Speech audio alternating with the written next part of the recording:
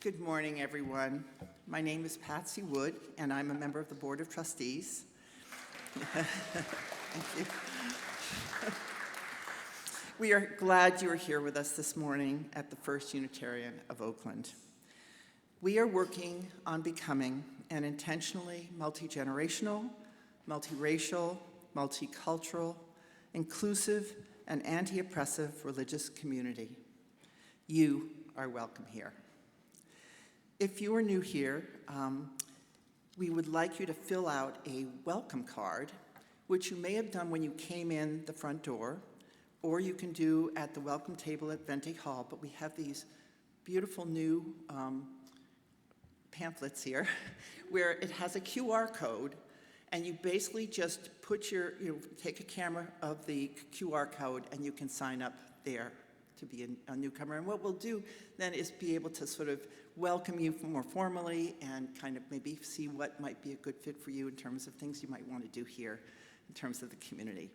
So, and on the back, you can donate if you want. So there's a QR code for donating. So these cards will be available, in the front when you come in and also in Vente Hall. But if you have trouble with QR codes, just talk to one of us and we can help you with that. Okay. And also, for those of you who are new, Emily Stoper here is going to do a brief 10-minute orientation at the end of the service. So at the end of the service, come right down here, and she will answer any questions you may have. So welcome, everyone. In terms of announcements, please join us after service for coffee hour in Vente Hall, which is right through that door there and to the right. We're going to have coffee and snacks and tea and sort of join together and catch up on good conversations. So please come. Also, next weekend, the long-awaited annual Women's Retreat is this upcoming weekend. Yes, over 30 people have registered, and we will be headed out to a retreat center deep in the Redwoods. The planning team has put together wonderful activities, including dance, art, music, all kinds of things. Hiking, it's really great. If you have any questions, please connect with them, or you can come to the website on the women's, there's a women's retreat at uuoakland.org that you can link to on our website. We wish them all safe travels and a wonderful retreat. Also, our monthly community potluck is next Sunday after service. It's a great opportunity to invite friends and loved ones to church. Please bring a dish to share, or of course, just come and enjoy the food. Okay, so now we're going to do the land acknowledgement. We acknowledge the land and the ancestral people of this land, the Lishan Ohlone peoples.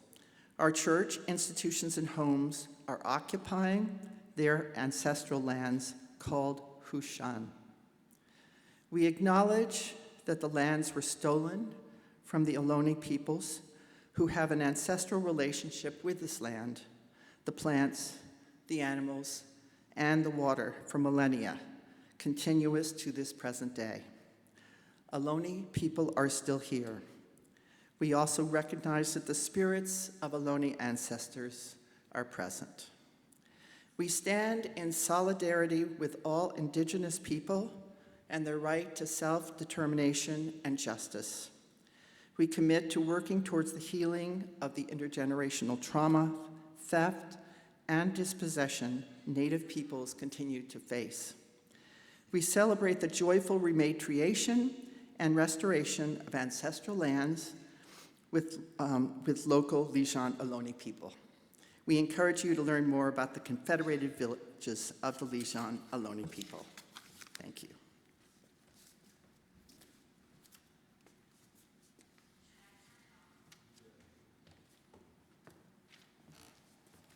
Good morning. As Carol lights our chalice, hear the words of poet John O'Donohue. We seldom notice how each day is a holy place, where the Eucharist of the ordinary happens, transforming our broken fragments into an eternal continuity that keeps us. Somewhere in us, a dignity presides that is more gracious than the smallness that fuels us with fear and force, a dignity that trusts the form a day takes. So at the end of this day, we give thanks for being betrothed to the unknown and for the secret work through which the mind of the day and the wisdom of the soul become one.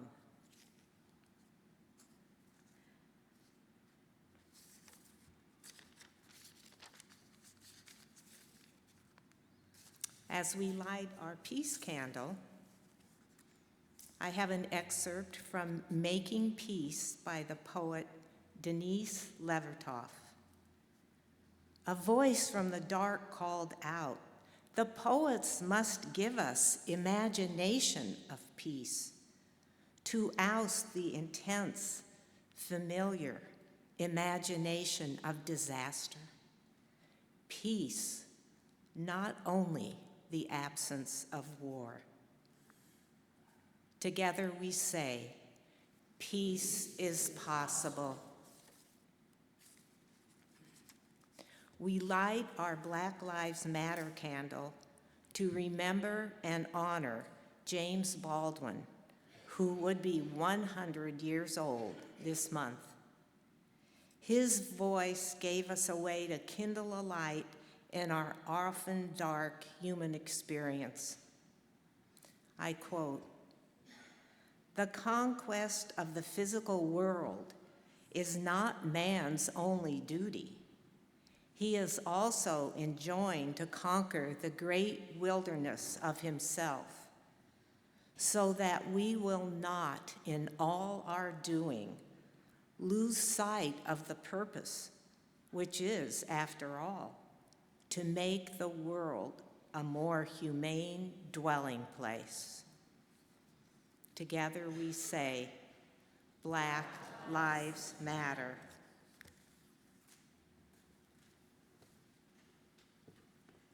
And in one voice, the people say, "Come, let us worship together."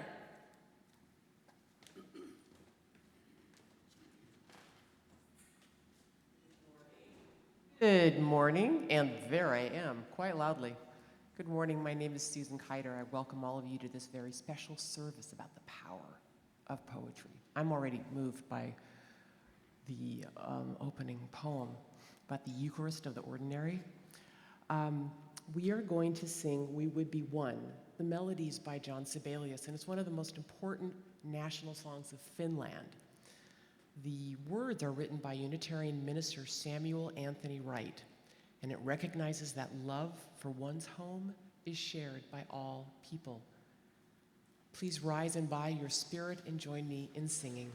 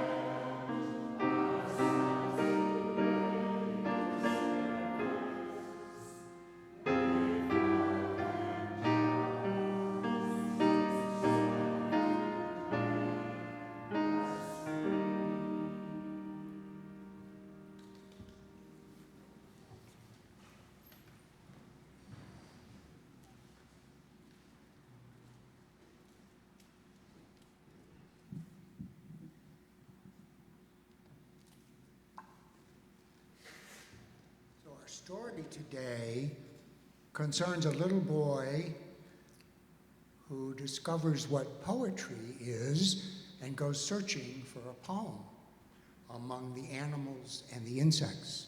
So, I need some help telling the story. Are there any children who would come down and help me tell the story? Or any adults who feel like children today? Yay, yeah. Oh my goodness. Did you bring your jump rope? So this is entitled Daniel Finds a Poem. And Daniel is 6 or 7 years old because he still believes animals can converse. One Monday morning, Daniel sees something new on the park gate. It's a sign that reads, "Poetry in the park, next Sunday at 6 o'clock." What is poetry? Daniel says. Just then he looks up in surprise when he hears spiders say, "To me, poetry is when morning dew glistens." On Tuesday, Daniel climbs the old oak tree. He sees Squirrel. "Squirrel, do you know what poetry is?" "Poetry is when crisp leaves crunch," Squirrel tells him. On Wednesday, Daniel calls into Chipmunk's hole. "Chipmunk, can you tell me what poetry is?" And the old chipmunk says, "Poetry? Poetry is a home with many windows in an old stone wall." On Thursday, Daniel makes a boat with a leaf for a sail and watches the wind carry it across the pond. He calls quietly to Frog. "Excuse me, Frog, what is poetry?" "Poetry, Ribbit," says Frog. "Ribbit is a cool pool to dive into." On Friday, Daniel parts the cattails and finds Turtle. "Hello, Turtle. I have a question. Do you know what poetry is?" "I think poetry is sun-warmed sand," Turtle says. On Saturday afternoon, Daniel finds Cricket in the shade of the slide. "You fill the air with music. Is this poetry, Cricket?"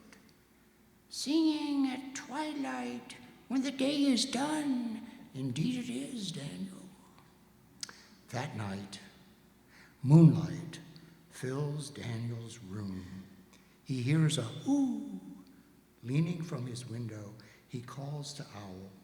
"Owl, what is poetry?" "Ooh, oh, poetry, ooh. Poetry is bright stars, ooh, in the branches, moonlight on the grass, and silent wings to take me wherever I go. Good night, ooh, dear Daniel," she whispers, and flies off into the night. On Sunday, the sun wakes up Daniel. He is happy when he remembers it's Sunday. "Today is poetry in the park," says Daniel, "and I have a poem." And here's Daniel's poem. Morning dew glistens, crisp leaves crunch. There's a home with many windows in the old stone wall. Cool pools to dive in, sun-warm sand to lie in. Singing at twilight when the day is done. Bright stars in the branches, moonlight on the grass, and silent wings to take me wherever I go. Thank you all.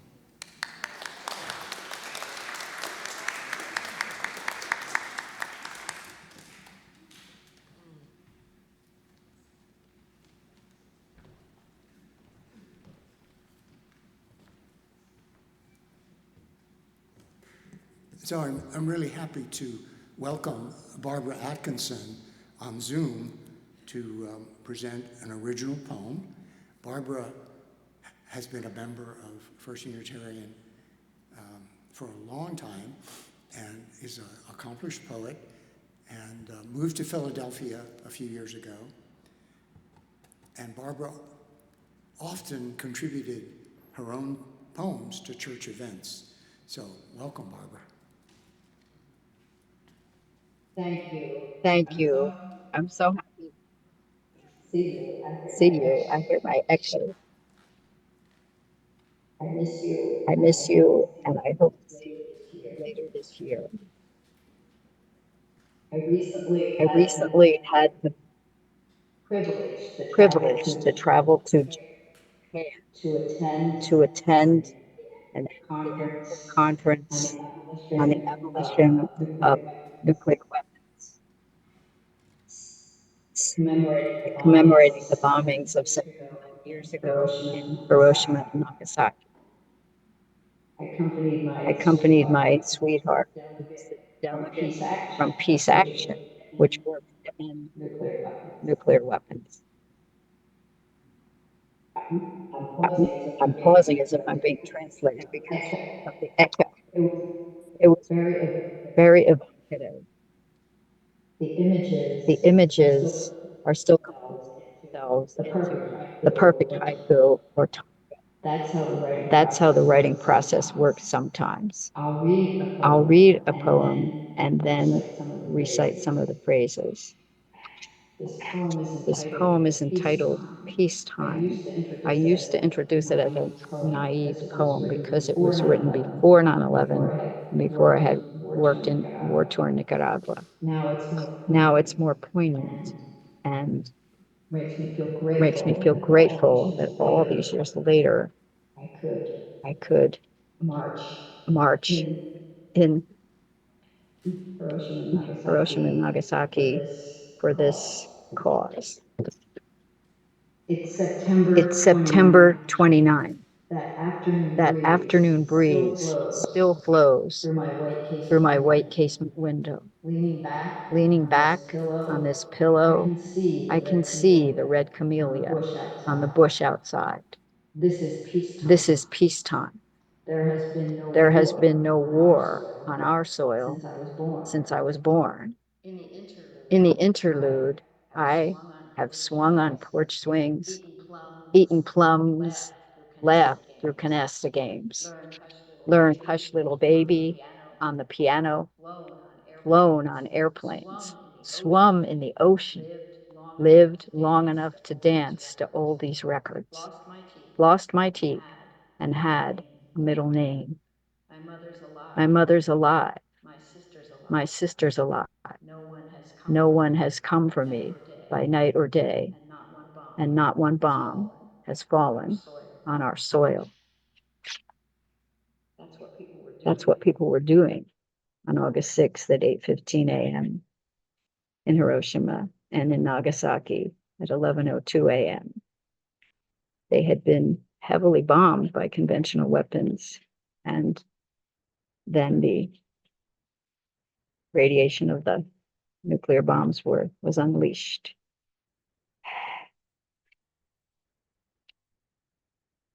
There are many images in the museums that, of scenes like these. As ordinary as wash on a line. A man sitting on a step outside a bank waiting for it to open, his shadow forever etched on the stone. Mother and child waiting on a platform. How long for the cicadas to sing again?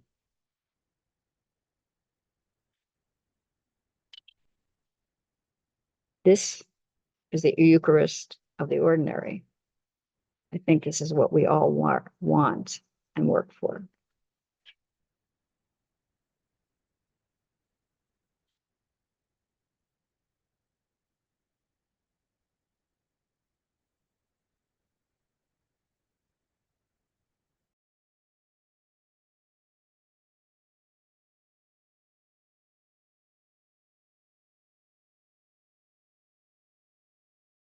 Thank you, Barbara. I'm Ron Weisberg. I moderate the monthly poetry circle. I want to talk about the power of poetry to reveal truth. I wrote my first poem when I was 11 years old. I looked like a happy kid, but the family pressures to be the golden boy, to measure my worth by achievement and be perfect were already present even at 11 years old. So the poem, the lines I still remember went, "Who knows where the truth lies behind the eyes in the shadows of the mind?" So here was a truth that a 11-year-old boy in a happy-only family could not really speak openly. But somehow in a poem, he could. So fast forward a decade later, where measuring my worth in achievement was full-blown. I was a struggling graduate student, thinking about dropping out, still putting on a happy face. One day on campus at UC, I watched two workmen end their lunch break abruptly, and I wrote these lines. Spontaneously, the two workmen signal a subtle slavery when at exactly noon they resume their digging. It ended, blinded before birth and consigned to measure their lives by the company's time. Here was another truth that I couldn't admit to myself, that I was drowning in the pressures to achieve and measuring life by the school's time. Fast forward a decade, I found First Unitarian and an ocean of poetry. The Rumi poem that we always sing, "Come, come, whoever you are," has a line in it that we rarely sing. How many of you know that line? I see a couple of hands. So when I encountered that line, it was like, wow. The line is, though you've broken your vows 1,000 times, come again, come. And for that young man, the idea that you could be forgiven your mistakes was a revelation. Next, Mary Oliver took me on walks in the woods in her poetry. Walks with wonder instead of measuring how far I could walk. In backwater woods, Oliver writes, "Look, the trees are turning their own bodies into pillars of light." In the same poem, Oliver gives this wisdom. To live in this world, you must be able to do three things: to love what is mortal, to hold it against your bones, knowing your own life depends on it, and when the time comes, to let it go, to let it go. Amazing insight for me, who believed that safety meant holding tightly to everything. And finally, Naomi Shihab Nye, Palestinian-American poet, whose experience of loss in a robbery led to these lines.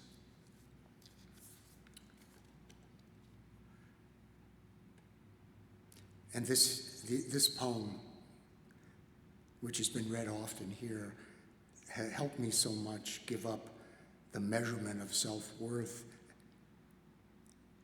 as achievement and turn to something else. Before you know what kindness really is, you must lose things. What you counted and carefully saved, all this must go. Before you learn the tender gravity of kindness, you must travel where the Indian in a white poncho lies dead by the side of the road. You must see how this could be you.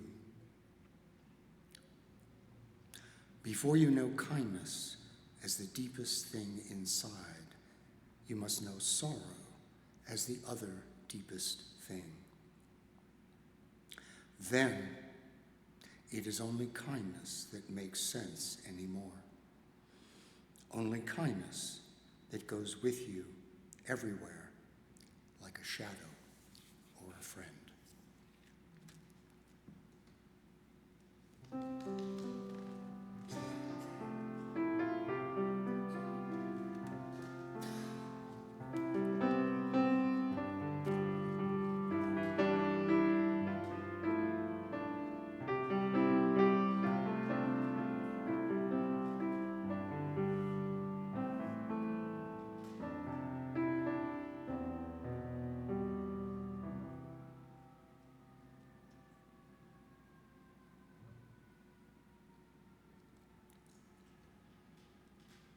With That Moon Language by Hafiz, who is a 14th century renowned Persian poet. Admit something. Everyone you see, you say to them, "Love me." Of course you don't say this out loud.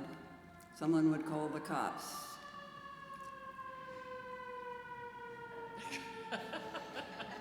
See?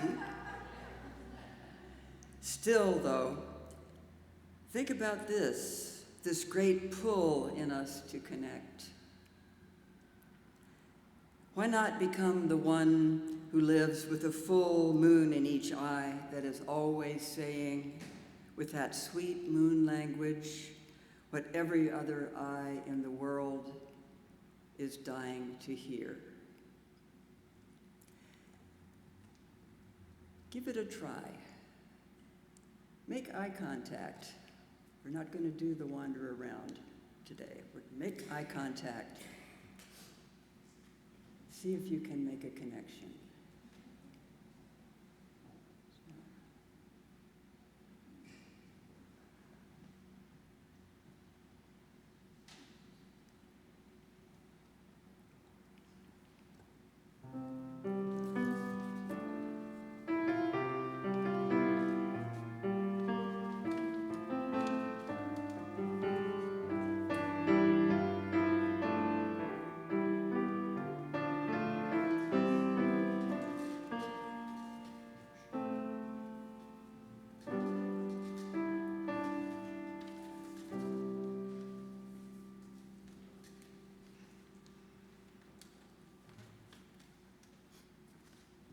It's my great pleasure to introduce Marlena Willis. Marlena has become a regular member of the Poetry Circle, and Marlena contributes this wonderful experience of reciting poems from memory. Most of us read our poems in the Poetry Circle off the page, and it's quite a different experience to hear a poem recited from memory. So, welcome, Marlena.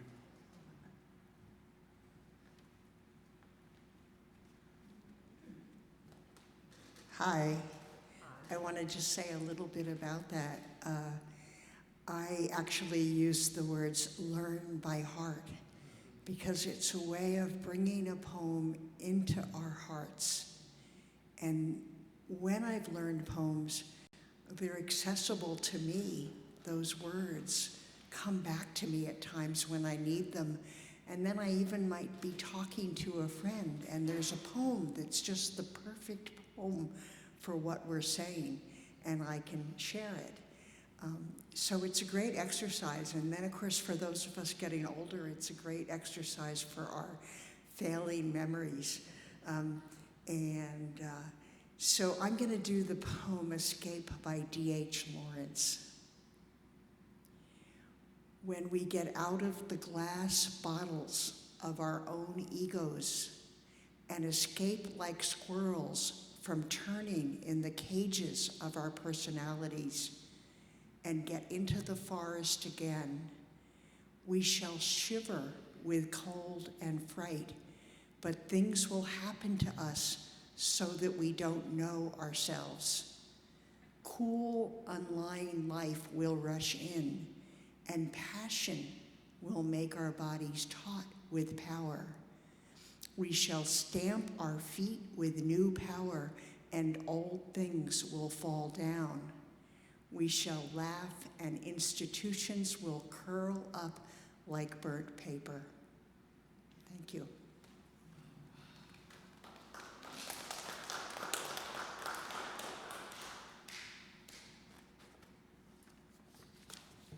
Okay, this is the time in the service to share with the community whatever is in your heart.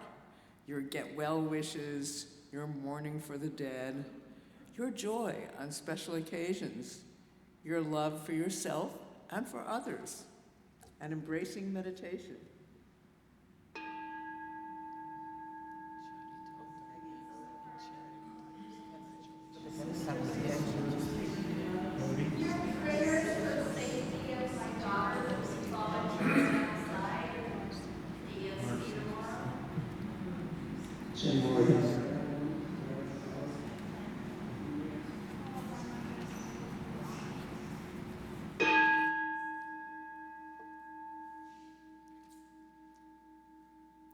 Now, in one voice, please say the words on the screen. We hold them in our care.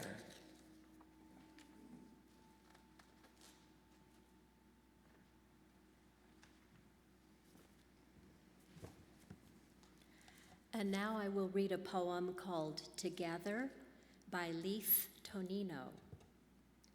Sometimes on a lovely summer day, you feel defeated for no discernible reason.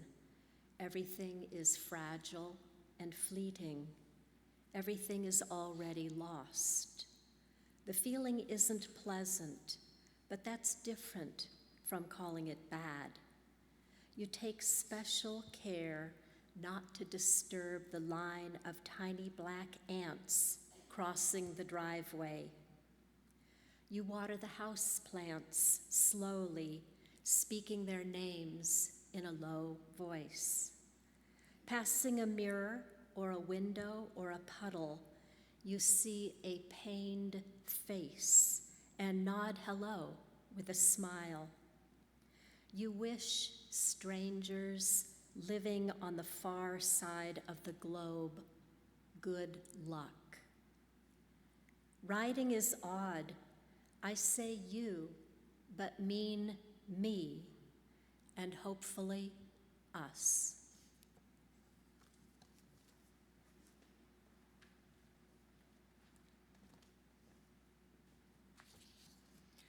Some people say that life in this church is all about both giving and receiving. The receiving part is obviously satisfying in so many ways. This sense of community, the beauty of this room, the wonderful music, the deeply thoughtful sermons and reflections, and of course, poetry, the communions, the security of knowing you'll receive pastoral care if you need it, the care and teaching of your children, and so much more. But the giving part is also satisfying. The chance to give pastoral care, to care for children, to create worship, both up front and behind the scenes, to bring food for potlucks, to clean up the kitchen, to maintain and clean this property, to sort through old documents, and yes, to give some money. The money, of course, pays for our wonderful staff, the maintenance of the building, and so much more. You know, I find that the receiving and giving parts are equally satisfying. They kind of merge together in my mind. So please, put something in the basket as it passes by. It will knit you together with all of us, and it will lift your spirit. But if this is your first time here, we don't expect you to make a contribution. Please, just allow us the pleasure of welcoming you. Will the ushers please come forward?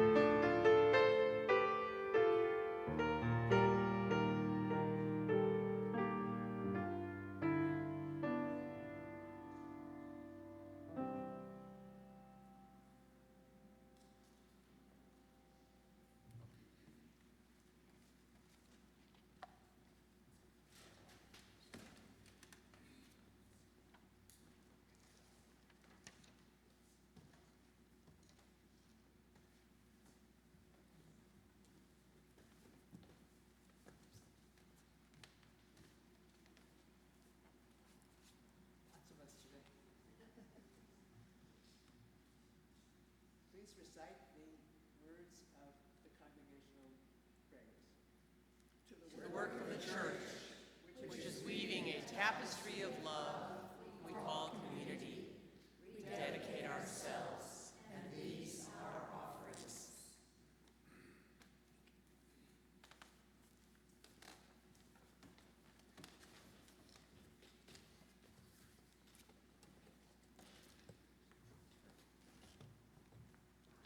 Lights are blinding.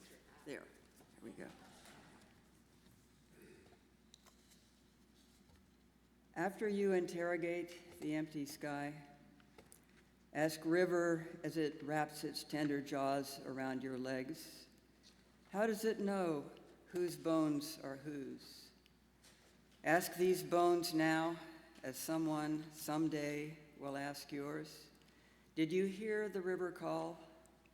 Did your blood press forward, electric in your legs, your breast, bringing you here, inevitable as the stream toward ocean's call, past trees, past shadows, past wrens and finches going on about their lives? Now raise your eyes again. Ask sun, ask earth, in what order and by what design have these unbroken hidden circles been the heart of song? Birth to death, sun orbits earth inside the human heart. Look up, bellies of lenticulars, curded cumulus, long lift and sweep of silk strand cirrus, vaporous illusions, tricks of dust, mote, light, and air. Ask why we dirtfoot humans turn our gazes skyward in our search for God or good or wisdom. Why pray, heaven help us? Why not river help us? Mountainside and lowland, see us safely home. I'm Sarah McCauley. I'm here, it appears, to channel this story that Ron read earlier. Could be titled Sarah Finds a Poem, or Poetry Finds Sarah. As a little girl, I went to church, not Sunday school, but grown-up church. Ours was a non-denominational community congregation, very close and very liberal for its time and place, which was Virginia in the late 1940s and early 50s. If the service got boring, my mother always had a pencil and a little notepad in her purse, and I could draw pictures till the singing started up again. But I was rarely bored. Bill Basom, the minister, told stories about good guys and bad guys and curses and betrayals and floods and lions and little guys bashing big guys in the head with rocks. I was 5, right? Okay.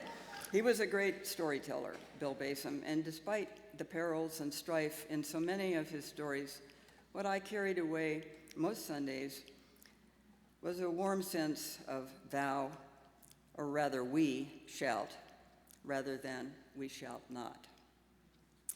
Okay, this is a poetry service, not a storytelling service, but I begin where I begin because the loss of those Sunday stories when I was 10 and Bill Basom retired left me unmoored, bereft, and ironically led me to poetry. His successor was a shallow, shalt not kind of guy who preached sermons in which the same good guys and bad guys were featured, but instead of leaving church with my brain buzzing with warmth and community, I just had trouble staying awake. Besides, my father had died. My brother was away at school. My mother was having a very rough time, and I surely didn't help. I was having a rough time too, and unfortunately she wasn't able to be much help to me either. She turned to a much stricter kind of church, and I quit altogether. What did I do instead? I went outside to other church. For me, The power and magic of the natural world aren't evident only in spectacular sunsets, but equally in the patterns of moss and lichens, a cat sleeping on a brick wall, the smell of sun on dry grass, the way a tiny plant can split a granite wall in two.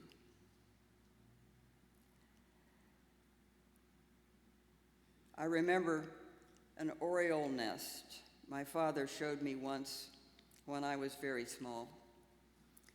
It was hanging from a branch above the creek. He lifted me up so I could see it clearly. It was a pouch, a purse.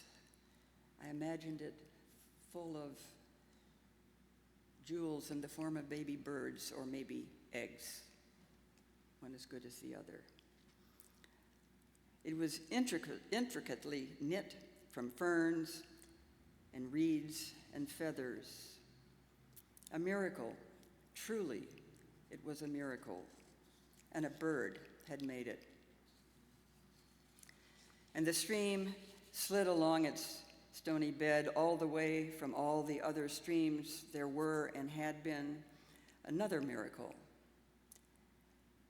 And light years distant sunlight slanted down through leaves and dappled my arms. I could smell the wet green smells of that time and that place and more. It was all there for me. In that moment, for the first time of many, I'm in my Father's arms. My face is this close to the oriole's nest, this miraculous woven fabric. A bird did it. And for the first time of many, I felt this magic. And I carry that bird-woven nest with me to this day. I'll finish with a letter to the child in the tree. I spent a lot of time in trees. Had a nice big oak in the front yard. Keeper of secrets, student of squirrels, acorns they hide in your mother's tulip bed become the eyes of dragons. Kiddo, no seed you thumb, however deep into the earth, will watch you grow, follow you down steep granite onto the sand. No limb to hold you now, no teacher versed in seaweed scrawls to help decipher stars and messages washing toward your bare feet from worlds away. But how you saw it clear for just a moment. Earth, a shallow bowl, resting in a deeper bowl, rocked in one cupped hand, like an oriole nest.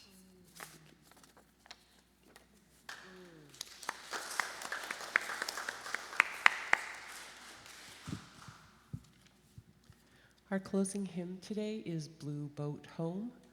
Ron chose this hymn because not only is it one of his favorites, but it's quite the poem itself. It's a UU hymn by Peter Mayer. I hope that you will stand and by your spirit and join me in the closing hymn.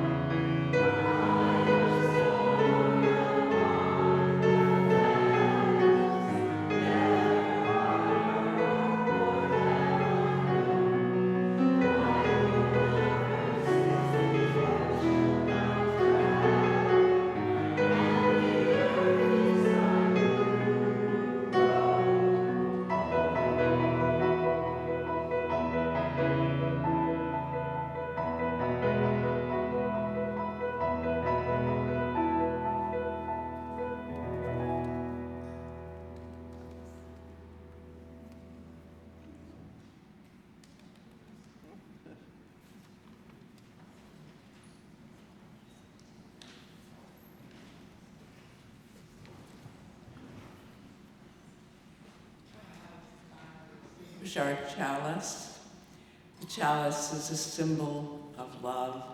It's a symbol of our commitment to each other, to our country, and to the world. But although we're extinguishing it now, we're going to hold those things in our heart until next Sunday.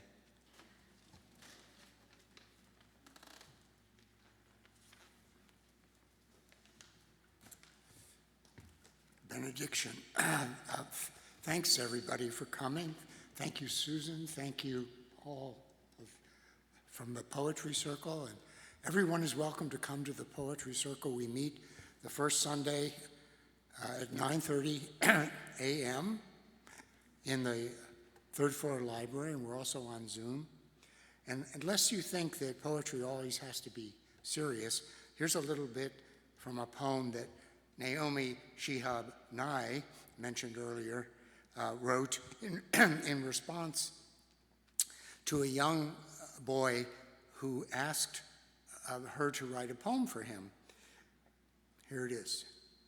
You can't order a poem like you order a taco. Walk up to the counter and say, I'll take two. So I'll tell you a secret instead. Poems hide. In the bottoms of our shoes, they are sleeping.